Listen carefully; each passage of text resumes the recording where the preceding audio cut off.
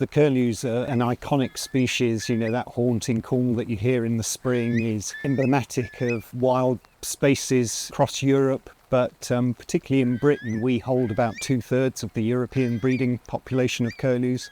So we've got huge responsibility for maintaining that population into the future. With your support, we've already been able to get conservationists like PhD student Ellie Rivers out to curlew sites with trail cameras to learn more about the risks these birds face and advise on predation control. In the first year of my PhD, just 3 chicks were produced out of almost 50 breeding pairs. So I've deployed trail cameras on as many nests as I could find and found that without a doubt, foxes were the main nest predator of curlew. In response, some of the keepers stepped up their predator management and saw great results, with one area reaching almost 90% nest survival. We have also lost nests to crows, and we've had 1 badger loss and also some interference from stock, such as pony and cows. It's quite a labour-intensive process. So last year, I think it was taking us a little bit longer to find a nest. We've got our techniques refined a little bit more, so we're hoping this year we'll get quite a few more. So this season, I put out 21 radio tags on curlew chicks and followed every chick every single day through the breeding season. But there's many unanswered questions. We'd expected to find a lot of chicks predated, but we also found many of them dead.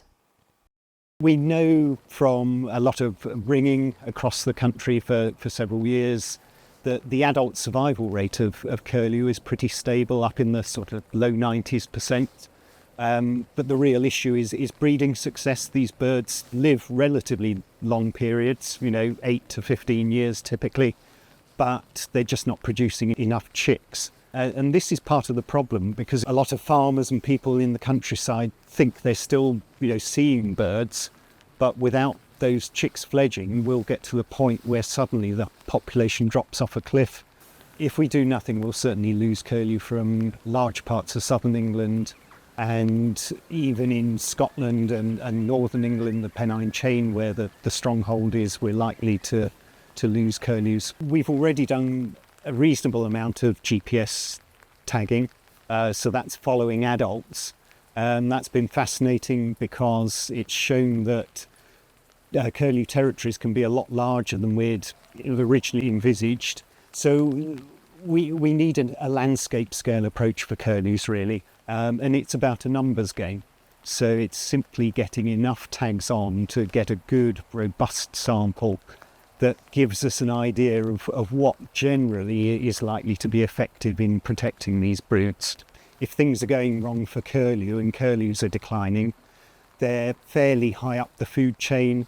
So we lose a whole range of other species, from invertebrates, meadow flowers, right the way up. If we can get things right for curlew, we're safeguarding a whole ecosystem that brings a whole range of other benefits. In 2024, I hope to continue with this radio tracking study, putting out 30 tags to follow as intensively as before.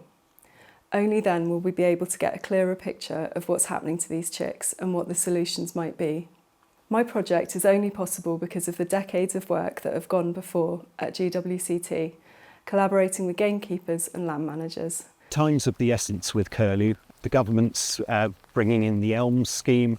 We've had input into that, but we really need to know what solutions will work so that the money is spent most effectively.